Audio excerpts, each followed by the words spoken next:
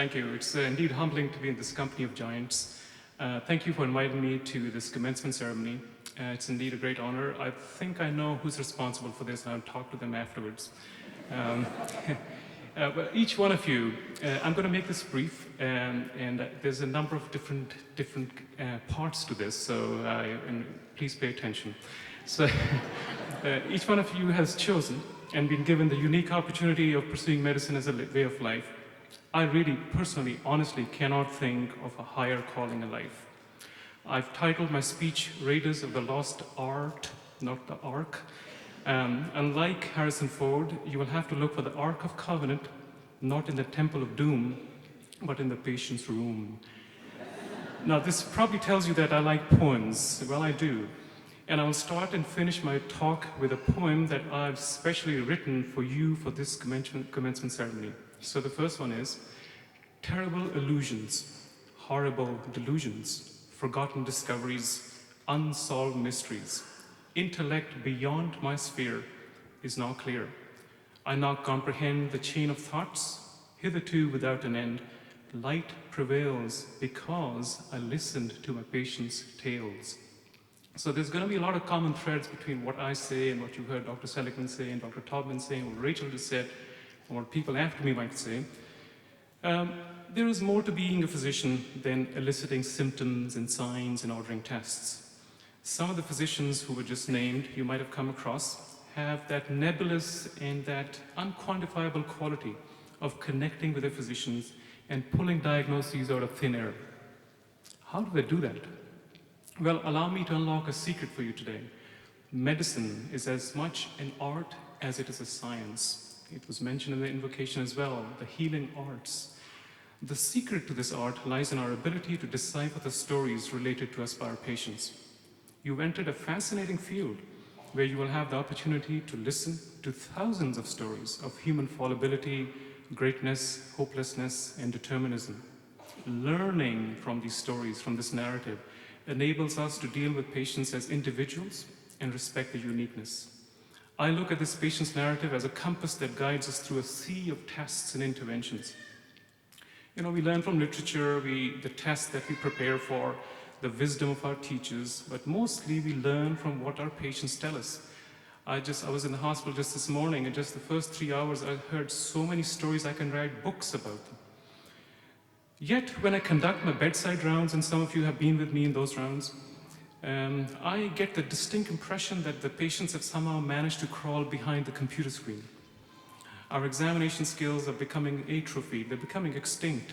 And the only way we practice now is by using the crutch of technology. Therein lies the rub. The complaints I hear from my patients are not about the dearth of technology, but rather the lack of human touch. The currency on the ward now is that all the boxes are checked and the dialogue has devolved to the flickering computer screen. To be sure, as you've just seen in world events, technology has the potential to start revolutions. But you know, these PET scans and MRI scans, they can be powerful, but they can also be a siren song. The screen, in my opinion, has become the modern equivalent of the fire which draws the moth. And you know the end of that story. It has the potential of burning you and sometimes even destroying you. So what is one supposed to do? Well, as it turns out, our profession has ritual.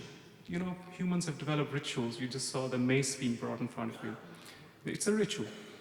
Rituals might seem primitive, but if nothing else, there's one ritual, that of the bedside examination, which will bring you closer to the patient. Our sick patients seek the reassuring touch. Remember, the psychic wound of illness is not visible on any scan. It does not generate abnormal test results.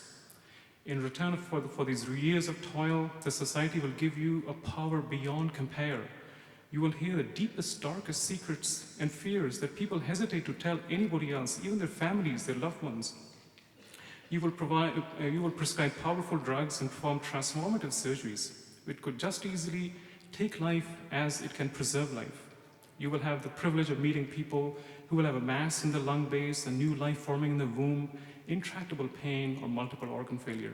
But remember, all these people will have names. They will have lives that they live outside the hospital, and they will have loved ones praying for them and hoping for them to recover, and suddenly it all makes sense.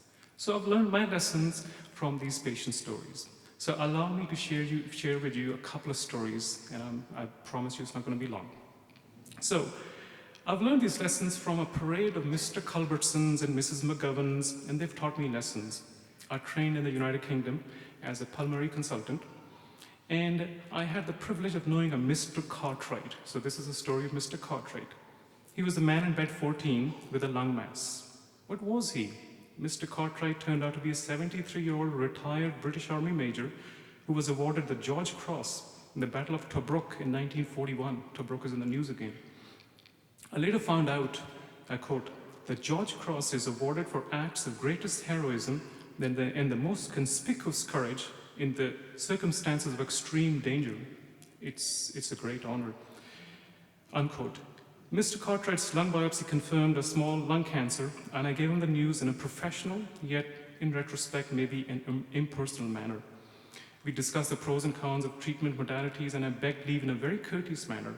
The next day, I was surprised to see Mrs. Cartwright outside my office with a huge bouquet of roses, and she proceeded to tell me that the major had shot himself in the head after our talk, had instructed his wife to give me the flowers.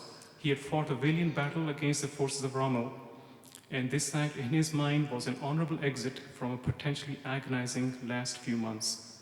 I felt that shot ringing in my ears and still do. It taught me humility and fallibility. I then came to Rochester 16 years ago, met an extremely pleasant 91-year-old Italian dowager. She was dying of metastatic colon cancer. She had moved to the United States from Sicily when she was 3 years old and had never felt the need to learn English. Her family was her world, and after all, they all spoke Italian. After interminable discussions about goals of care with her and a family of about 40 members, she elected to enroll in hospice care and die at home. For some reason, she reminded me of my grandmother, and I decided to visit her when I was passing by her home in Webster. It turned out to be a one-bedroom home with 20 cars parked outside and at least 100 people inside. My arrival caused an upheaval. "How did you know?" they explained. I had no idea what they were talking about.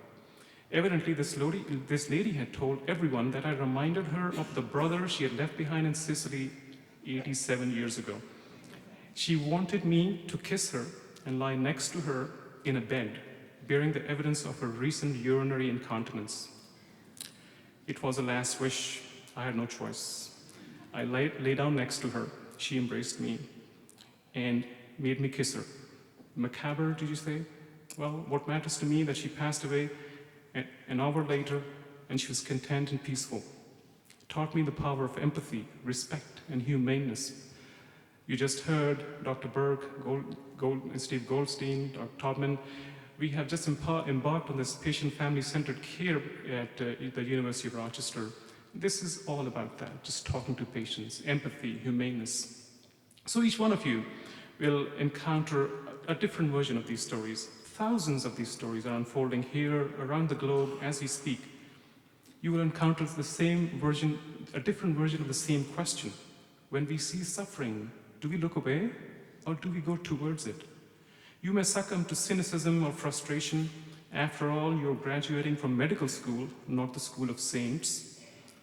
But you're all expected to meet the basic human standard of looking towards suffering without congratulating yourself about your benevolence. You all sit here, and this was just said just before me as well, because at some stage of your life, people took care of you when you were suffering. These people picked you up when you fell. Sometimes, many times, these people are sitting here in the audience. So honor the act of humanity's faith in you and pay your dues with expertise, kindness, and intellectual curiosity. So I will finish with a secret which will serve you well. Those who suffer need you to be something more than a doctor. They need you to be a healer. To be effective healers, every time you see a patient, for a fleeting moment, you will need to go through a transformative experience of taking off your white coat. Notice how the Superman attains mortal qualities when he takes off his blue attire, he becomes human. Sometimes taking the coat off can be more difficult than putting it on. Just remember that. Only then will you embrace and treasure the memory of your frail humanity, of the dignity in every soul. Remember not to tower above the people you care for. Sit down next to them. Their souls are just like yours. Instead, join them and become healers in this world of fear, constant change, and fragmentation. So let me finish with a poem that I've written to emphasize the power of the patient's narrative. So life is a story. You're living it right now. It has no beginning and has no end. It just happens without our consent. The twists, the turns, and the unexpected surprises, it unfolds in front of our eyes. We see it, but maybe not. We stumble, we fall, then we finally learn, if we are lucky, to solve this riddle.